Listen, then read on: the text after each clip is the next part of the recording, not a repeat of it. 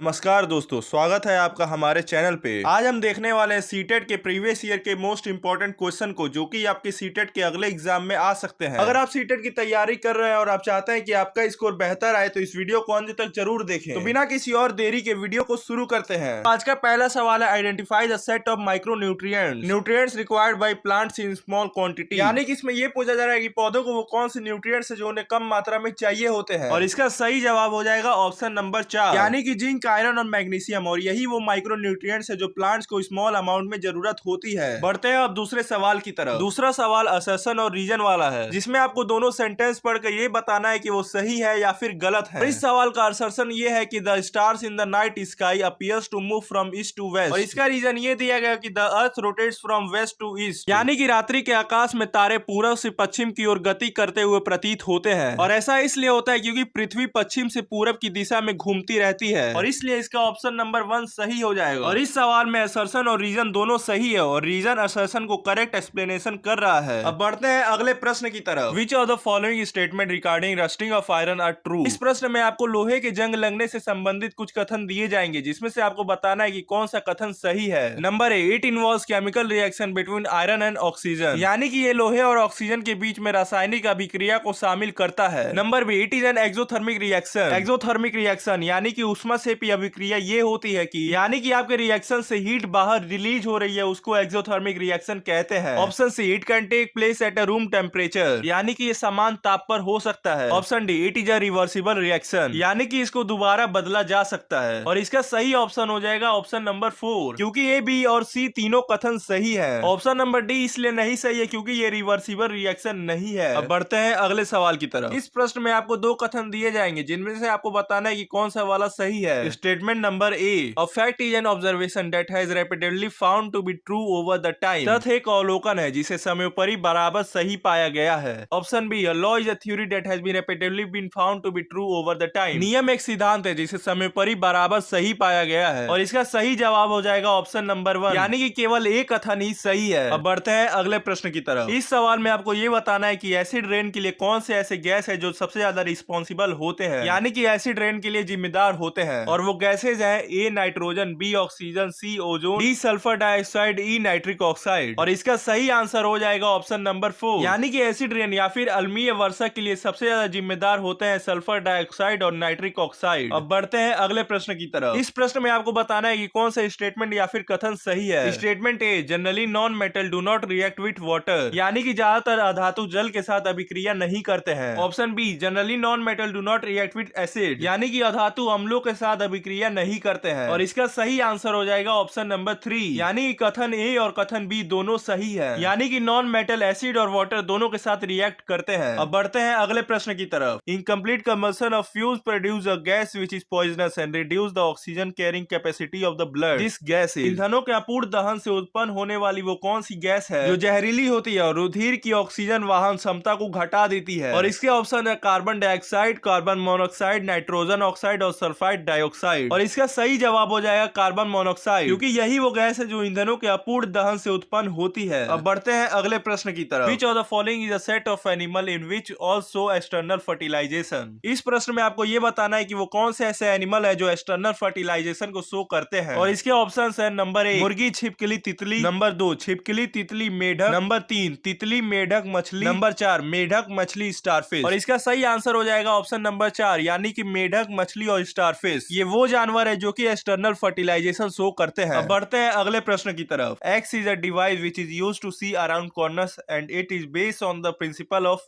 X and Y respectively are. X एक यंत्र है जिसका प्रयोग कोनों के इर्द गिर्द देखने के लिए किया जाता है, और ये वाई के सिद्धांतों पर आधारित है। और अब आपको ये बताना है कि एक्स और वाई क्या है। Option 1, telescope reflection. Option 2, kaleidoscope refraction. Option 3, periscope reflection. Option 4, periscope dispersion. और इसका सही ऑप्शन हो जाएगा ऑप्शन नंबर 3, यानी कि पेरिस्कोप रिफ्लेक्शन। पेरिस्कोप एक यंत्र है जिसका प्रयोग कोनों के इर्द गिर्द देखने के लिए किया जाता है, और ये वाई यानी कि रिफ्लेक्शन के सिद्धांत पर आधारित है। अब बढ़ते हैं अगले प्रश्न की तरफ। ये सवाल भी पिछले सवाल की तरह है। Black liquid which can be used for metalling the rod. X is derived from petroleum and Y is derived from coal. Which of the following can X and Y are respectively be. X और Y गाढ़े काले द्रव्य हैं जिनका प्रयोग सड़कों को पक्का करने के लिए किया जा सकता है। एक्स पेट्रोलियम से मिलता है और वाई कोयले से मिलता है। और अब आपको बता बताना है कि एक्स और वाई क्या हो सकता है। और इसके ऑप्शन है ऑप्शन नंबर 1 बिटुमिन कोल टार, ऑप्शन 2 कोल टार चारकोल, ऑप्शन 3 चारकोल ब्यूटामिन, ऑप्शन 4 कोल टार ब्यूटामिन। और इसका सही ऑप्शन हो जाएगा ऑप्शन नंबर 1 बिटुमिन और कोल टार। बिटुमिन पेट्रोलियम से मिलता है और कोल टार कोल से मिलता है। अब बढ़ते हैं अगले सवाल की तरफ। Which of the following statement is correct? इस सवाल में आपको यह बताना है कि कौन सा कथन सही है। Option number 1 fertilizers are rich in specific nutrients as compare to manure. Option number 2 fertilizers enhance the water holding capacity of the soil. Option number 3 fertilizers provide lot of humus to the soil. Option number 4 fertilizers increase the number of friendly microbes in the soil. इस सवाल का सही answer हो जाएगा option number 1 fertilizers are richer in specific nutrients as compare to manure. अब बढ़ते हैं अगले सवाल की तरफ। Which of the following plant disease are caused by bacteria? इस प्रश्न में आपको बताना है कि पौधों की वो कौन सी बीमारी है जो कि बैक्टीरिया की वजह से होती है। रस्ट ऑफ व्हीट गेहूं में घून लगना, बी सिट्रस कैंकर, या फिर सी येलो वीन मोज़ेक ऑफ भिंडी। इसके ऑप्शन है ऑप्शन नंबर 1 ए और बी, ऑप्शन नंबर 2 केवल बी, ऑप्शन नंबर 3 बी और सी, ऑप्शन नंबर 4 केवल सी। इस सवाल का सही जवाब हो जाएगा ऑप्शन नंबर 2 केवल बी सिट्रस कैंकर। ये बीमारी नींबू के पौधे या फिर संतरे के पौधे में होती है। अब बढ़ते हैं अगले सवाल की तरफ। Seed dispersal may be said to be help the plants in all the following except. Option number 1 overcrowding, option number 2 avoid competition for sunlight water and mineral, option number 3 invade new habitats, option number 4 produce new variety. और इसका सही answer हो जाएगा option number 1 overcrowding. बढ़ते हैं अगले सवाल की तरफ। Which of the following is a pair of modified roots of the plant? निम्नलिखित में से कौन सा विकल्प पौधों की रूपांतरित जड़ों का एक युग्म है? और इसके ऑप्शन है option number 1 onion and turnip यानी कि प्याज और सलजम, option number 2 turnip and carrot यानी कि सलजम और गाजर, option number 3 carrot and potato यानी कि गाजर आलू, option number 4 potato and P यानी कि आलू और मटर। और इस सवाल का सही जवाब है ऑप्शन नंबर 2 सलजम और गाजर। विच of the following is not a form of calcium carbonate? निम्नलिखित में से कौन कैल्शियम कार्बोनेट का रूप नहीं है? ऑप्शन 1 लाइमस्टोन चूना पत्थर, ऑप्शन 2 चौक, ऑप्शन 3 मार्बल या फिर संगमरमर, ऑप्शन 4 क्विक लाइम यानी कि बिना बूझा चूना। और इसका सही आंसर हो जाएगा option number 4 quick lime. The following is not a by product of petroleum? निम्नलिखित में से कौन सा पेट्रोलियम का उप उत्पाद नहीं है? इसके ऑप्शन है option number 1 paraffin wax, option number 2 coke, option number 3 bitumen, option number 4 lubricant oil यानी कि स्नेहक तेल। तो इस सवाल का सही जवाब हो जाएगा ऑप्शन नंबर 2 कोक, क्योंकि पेट्रोलियम का बाय प्रोडक्ट पैराफिन वैक्स ब्यूटामिन और लुब्रिकेंट ऑयल तीनों है लेकिन कोक नहीं है, इसलिए ऑप्शन नंबर 2 कोक सही हो जाएगा। अब बढ़ते हैं अगले सवाल की तरफ। Which of the following organism can prepare their own food by photosynthesis? निम्नलिखित जीवों में से कौन सा प्रकाश संश्लेषण द्वारा भोजन बना सकते हैं? इसके ऑप्शन है ऑप्शन नंबर 1 एल्गी यानी कि शैवाल, ऑप्शन नंबर 2 फंगी यानी कि कवक, option number 3 rhizobium, option number 4 virus. तो इस सवाल का सही जवाब हो जाएगा ऑप्शन नंबर 1 एल्गी, क्योंकि एल्गी के पास क्लोरोफिल होता है जिसकी वजह से वो सनलाइट को कैप्चर कर लेता है जो कि फूड बनाने में बहुत इंपॉर्टेंट होता है। अब बढ़ते हैं अगले सवाल की तरफ। Which of the following nutrients are present in milk? दूध में निम्नलिखित में से कौन से पोषक तत्व होते हैं? इसके ऑप्शन है option number 1 protein calcium vitamin D, option number 2 protein vitamin C vitamin A, option number 3 carbohydrate vitamin C iron, option number 4 protein iron vitamin D. तो इस सवाल का सही जवाब हो जाएगा ऑप्शन नंबर 1 प्रोटीन कैल्शियम और विटामिन डी, क्योंकि दूध में यही पोषक तत्व ज्यादा मात्रा में पाए जाते हैं। अब बढ़ते हैं अगले सवाल की तरफ। Which of the following set contains only the units of measuring distance? निम्नलिखित में से किस समूह के केवल दूरी मापने के मृतक है? इस सवाल के ऑप्शन है option number 1 metre light year hertz, option number 2 cubit year light year, option number 3 cubit metre light year, option number 4 metre hertz and cubit. तो इस सवाल का सही सेट ऑफ आंसर है ऑप्शन नंबर 3। तो इस सवाल का सही ऑप्शन है option number 3 cubit metre light year, और ये तीनों यूनिट डिस्टेंस को मेजर करते हैं। अब बढ़ते हैं अगले सवाल की तरफ। Which are the following features help polar bears adapt in extreme cold conditions? निम्नलिखित में से कौन से लक्षण ध्रुव या भालू को चरम शीत अवस्थाओं में अनुकूल बनाने में सहायता करते हैं? इसके ऑप्शन है option number 1 white fur flat feet fat under skin यानी कि सफेद बाल चपटे पैर त्वचा के नीचे वसा की परत, option number 2 white fur long curve shape clause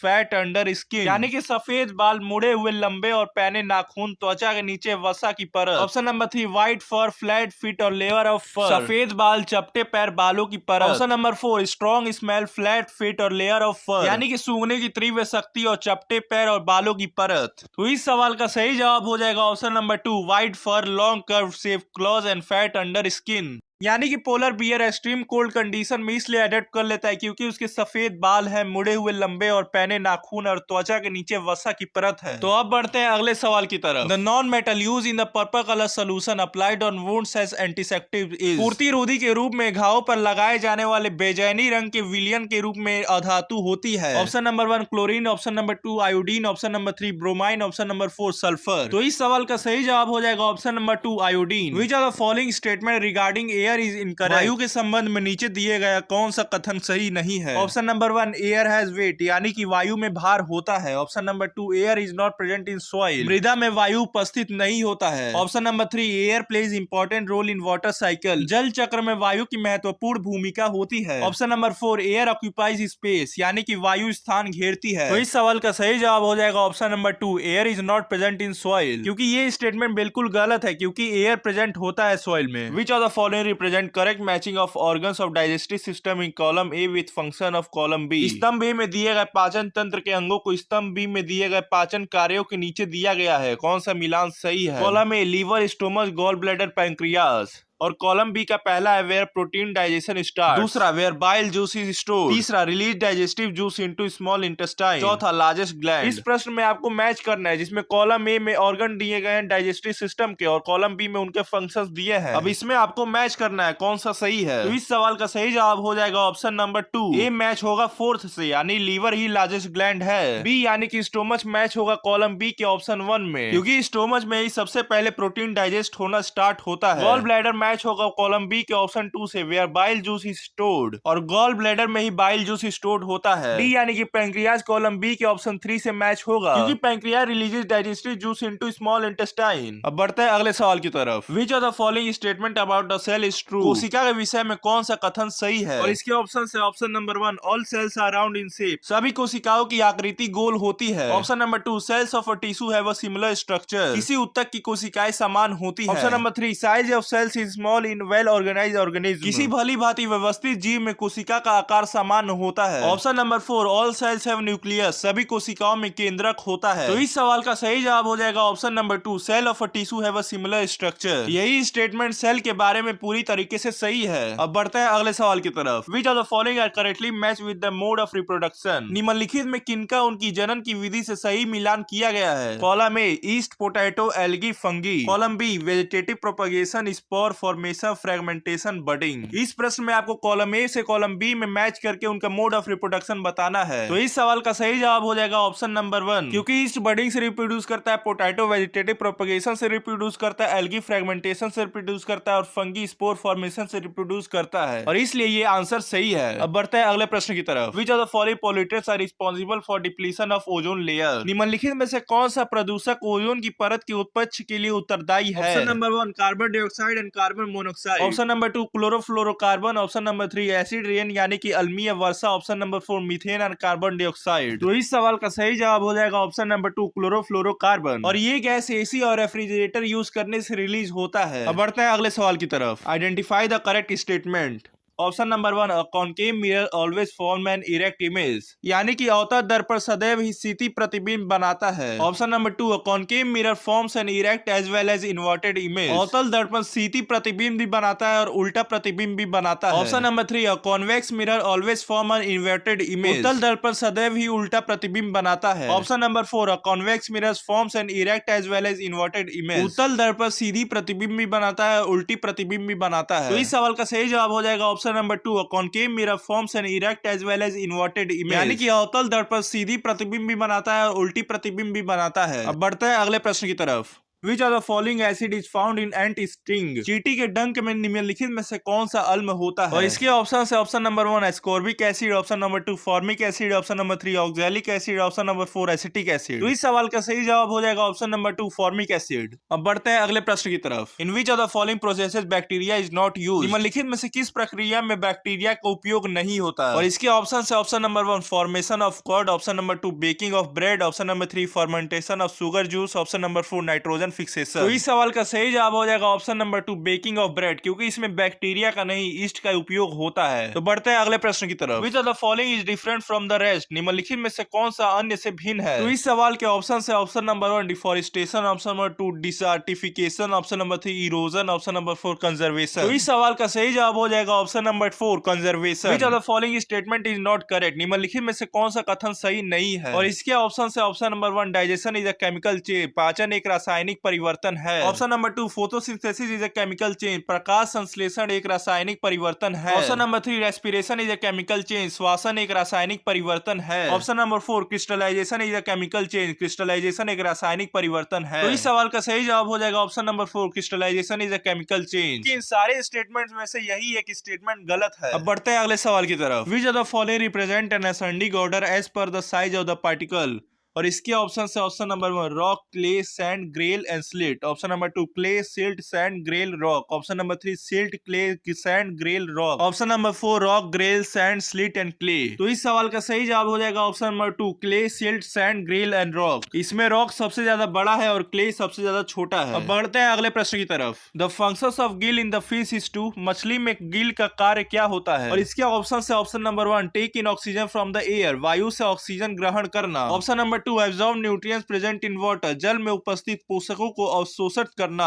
option number 3 absorb dissolve oxygen from the water, जल में उपस्थित विलय ऑक्सीजन को अवशोषित करना। Option number 4 excrete waste into water. तो इस सवाल का सही जवाब हो जाएगा option number 3 absorb dissolve oxygen from the water, जल में उपस्थित विलय ऑक्सीजन को अवशोषित करना। अब बढ़ते हैं अगले प्रश्न की तरफ। Which of the following can be used to complete an electric circuit if one run out of the connecting wire? यदि संयोजक तार नहीं है तो विद्युत परिपथ को पूरा करने के लिए निम्नलिखित में से किसका उपयोग किया जा सकता है। और इसके ऑप्शन से ऑप्शन नंबर 1 पेपर स्ट्रिप, कागज की पत्रिका। Option number 2 rubber belt. Option number 3 wooden stick. Option number 4 blade. और इस सवाल का सही जवाब हो जाएगा ऑप्शन नंबर 4 ब्लेड, क्योंकि ब्लेड ही अपने अंदर से बिजली पास करने की क्षमता रखता है। अब बढ़ते हैं अगले सवाल की तरफ। Identify the correct statement from among the following, निम्नलिखित में से सही कथन पहचानिए। Option number 1 clinical thermometer can be used to measure the temperature of the boiling liquid, डॉक्टरीय थर्मामीटर का उपयोग उबलते हुए द्रवों का ताप मापने के लिए किया जा सकता है। Option number 2 room thermometer have a range from 30 degree Celsius to 100 degree Celsius, कमरे का ताप मापने के लिए थर्मामीटर का परिसर 30 डिग्री सेल्सियस से 100 डिग्री सेल्सियस होता है। Option number 3 laboratory thermometer have a range from 35 degree Celsius to 42 degree Celsius, प्रयोगशाला का थर्मामीटर का परिसर 35 से 42 डिग्री सेल्सियस होता है। Option number 4 the range of laboratory thermometer is greater than that of the clinical thermometer, प्रयोगशाला thermometer का परिसर डॉक्टरीय थर्मामीटर से अधिक होता है। तो इस सवाल का सही जवाब हो जाएगा option number 4 the range of the laboratory thermometer is greater than that of the clinical thermometer. The longest snake found in the world are, इस सवाल में आपको दुनिया में पाए जाने वाले सबसे लंबे सांप के बारे में बताना है।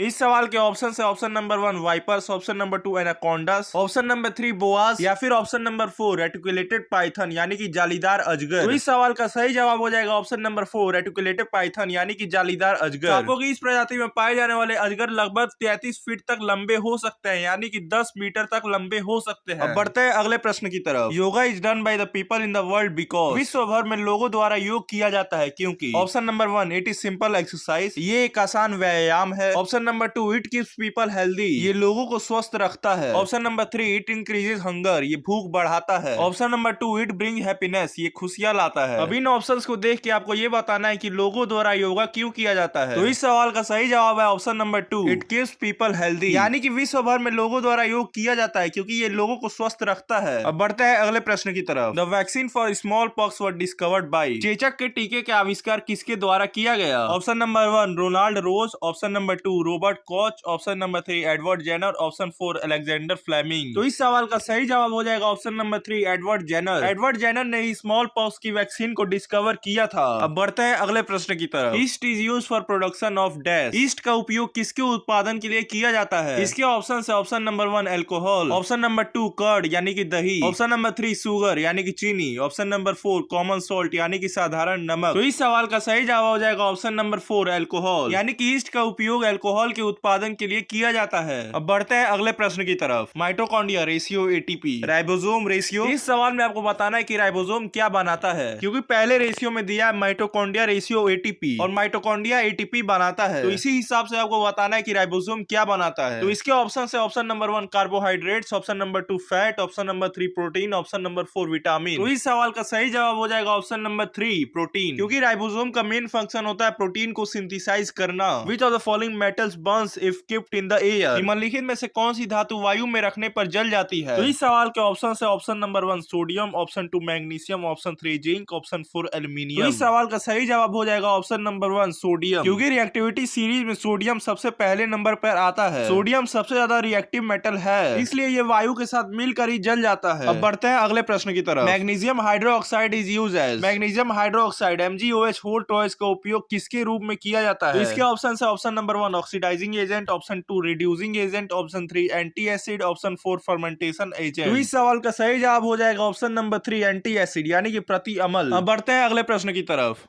Which one of the following gases burns with a pop sound? निम्नलिखित में से कौन सी गैस पॉप की ध्वनि के साथ जलती है। इस प्रश्न में आपको बताना है कि कौन सी ऐसी गैस है जिसको जलाने पर पॉप की आवाज आती है। तो इसके ऑप्शन है option number 1 oxygen, option number 2 hydrogen, option number 3 nitrogen dioxide, option number 4 sulphur dioxide. तो इस सवाल का सही जवाब हो जाएगा option number 2 hydrogen. Hydrogen gas को जलाने पर पॉप साउंड की आवाज आती है। अब बढ़ते हैं अगले प्रश्न की तरफ। Which of the following are example of non-contact force? इसके ऑप्शन है option number 1 gravitation force, option number 2 muscular force, option number 3 magnetic force, option number 4 both 1 and 3। तो इस सवाल का सही जवाब हो जाएगा ऑप्शन नंबर 4 बोथ 1 and 3, क्योंकि ग्रेविटेशन फोर्स और मैग्नेटिक फोर्स दोनों ही नॉन कॉन्टैक्ट फोर्स में गिने जाते हैं, इसीलिए दोनों ही ऑप्शन सही है। अब बढ़ते हैं अगले प्रश्न की तरफ। Diabetes is controlled by dash hormone, मधुमेह रोग किस हार्मोन द्वारा नियंत्रित होता है। इसके ऑप्शन है option number 1 thyroxine, option number 2 adrenaline, option number 3 insulin, option number 4 thymosin. तो इस सवाल का सही जवाब हो जाएगा ऑप्शन नंबर 3 इंसुलिन, क्योंकि इंसुलिन हार्मोन ही डायबिटीज को कंट्रोल करता है। अब बढ़ते हैं अगले प्रश्न की तरफ। Which one of the following not a product of petroleum, निम्नलिखित में से कौन सा पेट्रोलियम का उत्पाद नहीं है। ऑप्शन नंबर 1 केरोसिन मिट्टी का तेल, option number 2 CNG, option number 3 paraffin wax, option number 4 ब्यूटिमिन।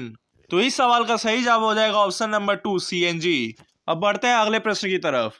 Red data book contains a record of, red data book dash का रिकॉर्ड रखती है। इस प्रश्न में आपको बताना है कि रेड बुक किसका रिकॉर्ड रखती है। Option number 1 endangered species, option number 2 extinct species यानी कि विलुप्त प्रजाति, ऑप्शन नंबर 3 फ्लोरा यानी कि वनस्पति, ऑप्शन नंबर 4 फौना यानी कि पशु वर्ग। तो इस सवाल का सही जवाब हो जाएगा एंडेंजर्ड स्पीसीज। अब बढ़ते हैं अगले प्रश्न की तरफ। Why are the soles of shoes are threaded, जूते के सोल असमतल क्यों किए जाते हैं। इसके ऑप्शन है option number 1 to give the shoes more protection, यानी कि जूते को और मजबूती देने के लिए, option number 2 decrease friction, option number 3 increase friction, option number 4 increase life of the shoes. तो इस सवाल का सही जवाब हो जाएगा option number 3 to increase friction. अब बढ़ते हैं अगले सवाल की तरफ। Which one of the following places is most likely to be affected by a cyclone, निम्नलिखित में से किस स्थान की चक्रवात में सबसे ज्यादा अधिक प्रभावित होने की संभावना है। इसके ऑप्शन है option number 1 Porbandar, option number 2 पूरी, option number 3 Mumbai, option number 4 Goa. तो इस सवाल का सही जवाब हो जाएगा ऑप्शन नंबर 2 पूरी। अब बढ़ते हैं अगले सवाल की तरफ। Which one of the following is used as preservatives, निम्नलिखित में से किसका उपयोग परिरक्षक के रूप में किया जाता है। इसके ऑप्शन है option number 1 copper sulphide, option number 2 sodium benzoate, option number 3 ammonium sulphate, option number 4 sodium chloride. तो इस सवाल का सही जवाब हो जाएगा ऑप्शन नंबर 2 सोडियम बेनोजोएट। तो आज की इस video statement given below and choose the correct option. इस प्रश्न में आपको सही ऑप्शन चुनना है और ये प्रश्न असर्शन और रीजन का है। इस सवाल का असर्शन है stomach produces hydrochloric acid that helps in breakdown of food, यानी कि पेट हाइड्रोक्लोरिक अम्ल उत्पन्न करता है जो कि भोजन को तोड़ने में सहायता करता है। और इसका रीजन दिया है digestive juice need an acidic medium to act, यानी कि पाचक रास्ते को क्रिया करने के लिए अम्लीय माध्यम की आवश्यकता होती है। और इस सवाल का सही जवाब हो जाएगा ऑप्शन नंबर 4, क्योंकि असर्शन और रीजन दोनों सही है तथा रीजन असर्शन की सही व्याख्या करता है। अब बढ़ते हैं अगले प्रश्न की तरफ। अगला प्रश्न है what does the term nitrogen fixation mean, यानी कि नाइट्रोजन यौगीकरण शब्द का अर्थ क्या है। Option 1 conversion of nitrogen compound into gaseous nitrogen, यानी कि नाइट्रोजन यौगिकों का गैसियस नाइट्रोजन में रूपांतरण। Option 2 conversion of ammonia into nitrates by the bacteria present in the soil, यानी कि मिट्टी में उपस्थित जीवाणुओं द्वारा अमोनिया का नाइट्रेट में रूपांतरण। Option number 3 release of nitrogen present in the dead organic matter back into the soil, यानी कि मृत जीव पदार्थ में उपस्थित नाइट्रोजन का वापस मिट्टी में अभिमुक्त करना।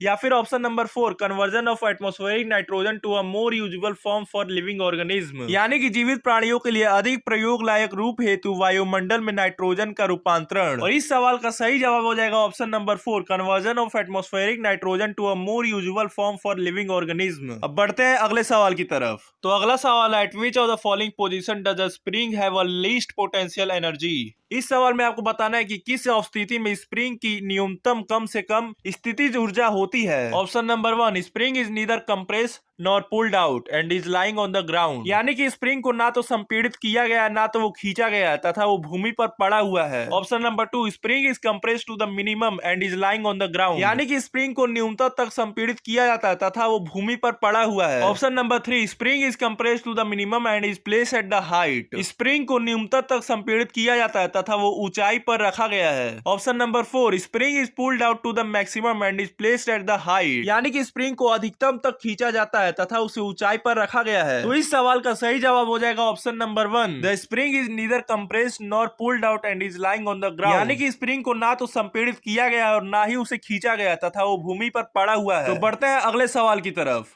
Identify the set of comprising cold blooded organism. इस सवाल में आपको बताना है कौन से ऐसे जीव है जो कि ठंडे खून वाले हैं। आपके ऑप्शन है option number 1 lizard parrot dolphin, यानी कि छिपकली तोता dolphin. Option number 2 pigeon human lizard, यानी कि कबूतर मानव छिपकली। ऑप्शन 3 स्नेक फ्रॉग कॉकरोच, यानी कि सांप मेढक और कॉकरोच। या फिर option number 4 well frog earthworm, यानी कि वेल मेढक और केचुआ। इस सवाल का सही जवाब हो जाएगा option number 3 snake frog cockroach, यानी कि सांप मेढक और कॉकरोच। और ये तीनों जीव ठंडे खून वाले हैं, इसलिए ऑप्शन 3 सही है। अब बढ़ते हैं अगले प्रश्न की तरफ। Read the following paragraph and choose the option with the set of word which would fill the blanks correctly in the given order, यानी कि निम्नलिखित अनुच्छेद को पढ़िए तथा उस शब्द को समूह वाले विकल्प का चयन कीजिए जो कि सही प्रकार से दिए गए क्रम को रिक्त स्थानों को भरे। और ये पैराग्राफ कुछ इस प्रकार है। During the fertilisation the sperm cell from the father and the egg cell from the mother fuse to form a W, और इसी W को आपको भरना है। Which divides rapidly to give a rise to a ball of cells. The cells begin to develop into different organs and tissues. This developing structure is called X. Gets embedded in the wall of Y. The stage of X in which all body part can be identified is called Z. W, X, Y, Z respectively are. इस सवाल में आपको W, X, Y और Z को बताना है, वो कौन से हैं? Option number 1 zygote foetus uterus embryo. Option 2 zygote embryo uterus foetus. Option 3 embryo zygote fallopian tube foetus. Option 4 zygote foetus fallopian tube embryo. इस सवाल का सही जवाब हो जाएगा option number 2 zygote embryo uterus and foetus. अब बढ़ते हैं अगले सवाल की तरफ। Which of the following reaction are not feasible. इस प्रश्न में आपको बताना है कि अभिक्रियाओं में से कौन सी वो संभव नहीं है। Option number 1 PbSO4 plus Fe। Option number 2 Al plus COSO4। Option number 3 Zn plus CaSO4। Option number 4 Mg plus ZnSO4। तो इस सवाल का सही जवाब हो जाएगा option number 3 Zn plus CaSO4, क्योंकि रिएक्टिविटी सीरीज में कैल्शियम जिंक से ज्यादा रिएक्टिव है, इसलिए जिंक कैल्शियम को डिस्प्लेस नहीं करेगा और यही रीजन है जिस वजह से ये रिएक्शन फिजिबल नहीं है। Read the following statement and choose the correct option. इस प्रश्न में आपको दो कथन दिए जाएंगे जिसको पढ़ के आपको सही विकल्प का चयन करना है और ये प्रश्न असर्शन और रीजन का है। Assertion electricity current is a vector quantity, यानी कि विद्युत धारा एक सादिश राशि है। इसका रीजन यानी कि तर्क ये दिया गया है कि electric current is a quantity having magnitude as well as direction. विद्युत धारा वो राशि है जिसके पास परिमाण के साथ साथ दिशा भी होती है। इसके ऑप्शन है option number 1 A is true but R is false, यानी कि असर्शन सही है परंतु रीजन गलत है। Option number 2 both assertion and reason are true but reason is not correct explanation of assertion, यानी कि A और R दोनों सही है परंतु R A की सही व्याख्या नहीं करता। Option number 3 assertion is false but reason is true, यानी कि असर्शन गलत है परंतु रीजन सही है। Option number 4 both assertion and reason are true and reason is correct explanation of assertion, यानी कि A और R दोनों सही है तथा R A की सही व्याख्या करता है। इस सवाल का सही जवाब हो जाएगा option number 3 assertion is false but reason is true, यानी कि इलेक्ट्रिक करंट एक स्केलर क्वांटिटी है। भले ही इसके पास मैग्नीट्यूड और डायरेक्शन दोनों होता है लेकिन इसके बावजूद भी इसे स्केलर क्वांटिटी में ही गिना जाता है। अब बढ़ते हैं अगले सवाल की तरफ। Which of the following cell organelles contain their own DNA? इस प्रश्न में आपको बताना है किन कोशिका अंकों के स्वयं का डीएनए होता है। A plastid, B mitochondria, C nucleus, D vacuole. और इसके ऑप्शन है option number 1 C and D, option number 2 B and C, option number 3 A B and C, option number 4 A B and D। इस सवाल का सही जवाब हो जाएगा option number 3 A, B and C, यानी कि प्लास्टिड, माइटोकॉन्ड्रिया एंड वैक्यूल। इन सेल ऑर्गेनिज्म के पास इनका खुद का डीएनए होता है। अब बढ़ते हैं अगले सवाल की तरफ। Which of the following statement about the cell of living organism is correct? निम्नलिखित में से कौन सा कथन जीवित जीवों की कोशिकाओं के संबंध में सही है? Statement A, all are microscopic and can not be seen with naked eyes. सभी सूक्ष्म दृश्य होते हैं तथा इन्हें नग्न आंखों से नहीं देखा जा सकता। Statement B, all have a cell wall, यानी कि सभी कोशिका भृति होती है। Statement C, all have a nuclear membrane, यानी कि सभी की केंद्र की झिल्ली होती है। Statement number D, all have a cell membrane, सभी की कोशिका झिल्ली होती है। इनमें से आपको बताना है कि कौन सा कथन सही है। इसके ऑप्शन है option number 1 only D, option number 2 A and D, option number 3 B and C, option number 4 only A. इस सवाल का सही जवाब है ऑप्शन नंबर 1 केवल D, all have a cell membrane. अब बढ़ते हैं अगले सवाल की तरफ। Select the set that correctly matches the type of waste given in column A with the approximate time taken by its decompose which in the given column B. उस समूह का चयन कीजिए जो कॉलम ए में दिए कचरे के प्रकार का कॉलम बी में दिए गए इसके द्वारा अपघटन लगने वाले लगभग समय के साथ सही प्रकार से सम्मिलित हो। Column A, plastic bottle, silk scarf, cotton shirt, banana peel and paper. Column B, 2 to 5 months, 1 to 2 weeks, 10 to 13 days, 4 years, several years। इस सवाल में आपको कॉलम ए में कचरे दिए गए हैं, कॉलम बी में समय दिया गया है जिस समय में वो पूरे कचरे डिकम्पोज हो जाएंगे पूरी तरह से। इस सवाल में आपको कॉलम ए से कॉलम बी में मैच करना है और ये बताना है कि कौन सा कचरा कितने समय में डिकम्पोज होगा। और इस सवाल के सारे ऑप्शंस आपको दिए गए हैं और इस सवाल का सही जवाब हो जाएगा ऑप्शन नंबर 2, यानी कि प्लास्टिक बोतल को डिकम्पोज होने में सेवरल ईयर लगेंगे, यानी कि बहुत साल लगेंगे। और सिल्क स्कार्फ को डिकम्पोज होने में 4 साल लगेंगे। कॉटन के शर्ट को डिकम्पोज होने में 2 से 5 महीने लगेंगे। बनाना के पील को डिकम्पोज होने में 1 से 2 हफ्ते लगेंगे और पेपर को पूरी तरीके से डिकम्पोज होने में 10 से 30 दिन लगेंगे। अब बढ़ते हैं अगले सवाल की तरफ। Identify the set of comprising plant that produce bisexual flowers. उस समूह की पहचान कीजिए जो द्विलिंगी पुष्पों को उत्पन्न करने वाले पादपों से बना है। Option number 1 cucumber, papaya, rose, खीरा, पपीता, गुलाब। Option number 2 mustard, rose and petunia, यानी कि सरसों, गुलाब और petunia. Option number 3 corn, cucumber, petunia, यानी कि मक्का, खीरा एंड पेटूनिया। या फिर option number 4 corn, papaya, mustard, यानी कि मक्का, पपीता, सरसों। इस सवाल का सही जवाब हो जाएगा option number 2 mustard, rose and petunia. ये तीनों प्लांट बाइसेक्सुअल फ्लावर को प्रोड्यूस करते हैं। अब बढ़ते हैं अगले सवाल की तरफ। Identify the incorrect statement. इस प्रश्न में आपको गलत कथन की पहचान करना है। Option 1 clayey soil is better aerated than loamy soil. Option 2 clayey soil is more fertile as compare to loamy soil. Option 3 water retention capacity of clayey soil is better than that of loamy soil. Option 4 the particle size of clayey soil is much smaller than that of loamy soil. अब इस सवाल में आपको बताना है ये गलत statement कौन सी है। इस सवाल के अंदर स्टेटमेंट 1 और स्टेटमेंट 2 दोनों गलत है, लेकिन अगर आपको इन दोनों में से कोई एक ऑप्शन चुनना होगा तो वो ऑप्शन नंबर 1 होगा, क्योंकि कुछ जगहों पे क्लेई सॉइल मोर फर्टाइल होता है लोमी सॉइल से।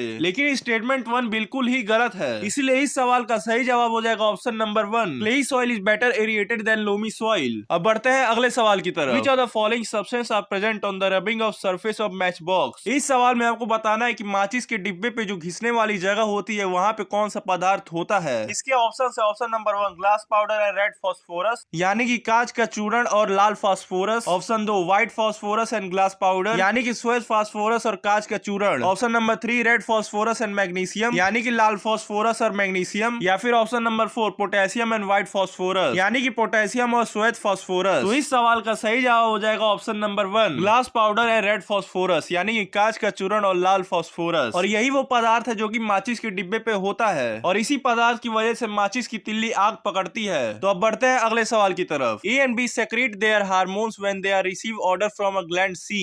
Which of the following can be A and C respectively B? इस प्रश्न में आपको A, B और C की पहचान करनी है और इसके ऑप्शन है option number 1 pancreas, adrenaline gland and thyroid. Option 2 thyroid gland, adrenaline gland and pituitary gland. Option number 3 testis, ovaries and thyroid. Option 4 pituitary, pancreas and thyroid. तो इस सवाल का सही जवाब हो जाएगा thyroid, adrenaline gland and pituitary, क्योंकि thyroid और एड्रेनलिन ग्लैंड अपना हार्मोन तभी सेक्रेट करते हैं जब उन्हें ऑर्डर मिलता है पिट्यूटरी से। अब बढ़ते हैं अगले सवाल की तरफ। Identify the open ended question from among the following. इस सवाल में आपको ओपन एंडेड सवाल की पहचान करनी है। ओपन एंडेड सवाल वो सवाल होते हैं जिनका जवाब हम यस या फिर नो में नहीं दे सकते। इन सवालों के जवाब बताने के लिए हमें बहुत सी बातें बतानी होती है। ओपन एंडेड सवालों के जवाब बहुत बड़े होते हैं। अब जानते हैं इसके ऑप्शंस क्या क्या हैं। Option number 1, why can human do not digest cellulose? Manav cellulose को क्यों नहीं पचा सकते हैं? Option number 2, what is cellulose made of? Cellulose किससे बना होता है? Option 3, what would happen if human could not digest cellulose? क्या होगा यदि मानव सेलुलोज को पचा सके? Name any 5 organism that can digest cellulose. 5 ऐसे जीव के नाम बताइए जो कि सेलुलोज को पचा सकते हैं। इन 4 ऑप्शन में से ऑप्शन नंबर 3 ही ओपन एंडेड सवाल है, क्योंकि अगर आप बाकी के 3 ऑप्शन देखेंगे तो उन सवालों के जवाब आपको कुछ चंद शब्दों में मिल जाएंगे। लेकिन अगर आप ऑप्शन 3 की तरफ देखें तो इस सवाल का जवाब देने के लिए आपको बहुत सी चीज बतानी होगी। इस सवाल का जवाब आप कुछ चंद शब्दों में नहीं दे सकते, तो इसलिए ऑप्शन नंबर 3 ही सही होगा। तो आज के लिए बस इतना ही, मिलते हैं अगली वीडियो में। आज के लिए फिलहाल इतना ही। आपकी तरह मैं भी मायूस हूँ, लेकिन उम्मीद पर दुनिया कायम है। दिल दुखा है लेकिन टूटा तो नहीं है, और उम्मीद का दामन छूटा तो नहीं है। इसलिए आज के लिए इतना।